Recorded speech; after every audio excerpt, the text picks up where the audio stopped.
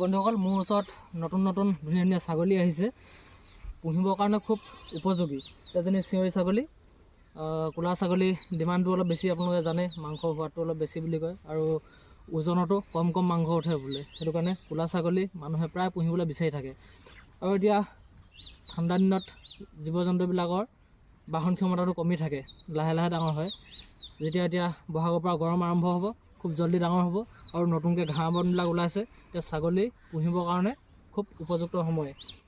মোৰ যোগাযোগ নাম্বাৰ দিয়া আছে, ফোন কৰিব আপোনালোকে যদি পুহিবলৈ ল'ব বিচাৰে, ল'ব পাৰিব। আৰু এইটো হৈছে 1 মাহৰ খাচী কৰা মাত্ৰ 1 মাহ হৈছে। বিশেষ কাৰণত গৃহস্থই এইটো বিক্ৰী কৰি দিলে। যদি এইটো পুহিবলৈ ল'ব বিচাৰে তেতিয়াহ'লে এইটোও ল'ব পাৰিব। খুব ধুনীয়াকৈ ডাঙৰ হৈ আহিব। ই ডাঙৰ হোৱা চেহেৰা আছে, সঁচটো ভাল, অলপ ডাঙৰ জাতৰ হয়। আৰু এটা আছে, এজনী হৈছে এবাৰ পোৱালি দিয়া, চেহেৰাটো অলপ ডাউন হৈ আছে, ভালকৈ যতন ল'লে মানে চেহেৰাটো ভাল হৈ আহিব। এজনীও পুহিবৰ কাৰণে ল'ব পাৰে, মাত্ৰ এবাৰ পোৱালি দিছে।